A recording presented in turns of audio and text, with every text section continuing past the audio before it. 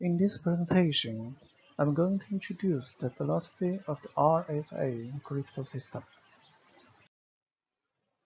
The cryptosystem is important for secure communication. Typically, a cryptosystem consists of three algorithms. One is for key generation, one is for encryption, and the other is for decryption. In terms of secure communication, it can be understood that two entities do not want the third party to listen to their chatting. Here is a story. Alice sent a lovely message to Bob, but she found her message was also read by someone else due to the message was sent in plain text. So, Alice wanted to use a cryptosystem to encrypt a message and send it in ciphertext style.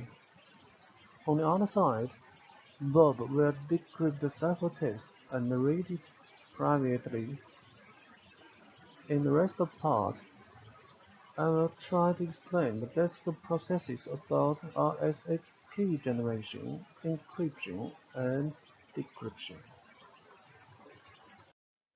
The left figure is a part of ask table.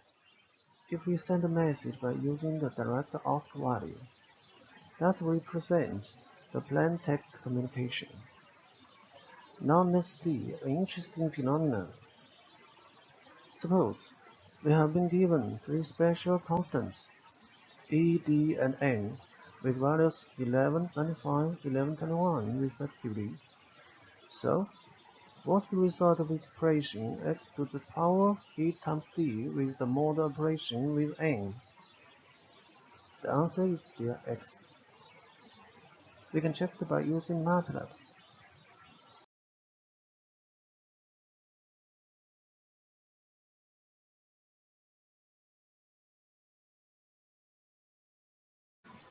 The calculation in the following operations will be huge.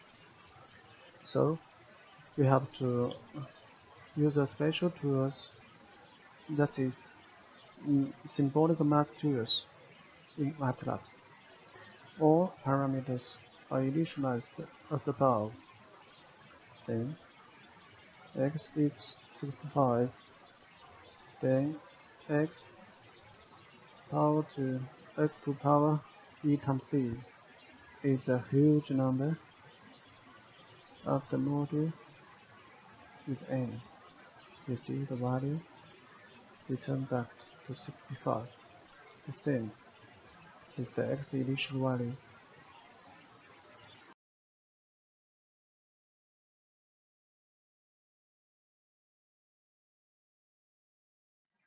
This code segment will help you to check out all ask values range from 1 to 128. The program download link will be given below this video. Suppose Bob wants to receive a ciphertext from Alice. We assume Bob has generated three special constants, E, D, and N. Firstly, Bob can send E as a public key to Alice. Alice can use it to map her plain text into ciphertext and send it to Bob.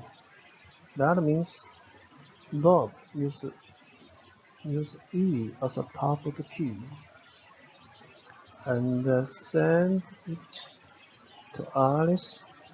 Alice uses it to encrypt her plain text into ciphertext and send it to Bob. On the other side, Bob can use D and N to decrypt the ciphertext. Just like this step, this is the ciphertext. Bob uses D and N to decrypt the ciphertext into plain text, like this.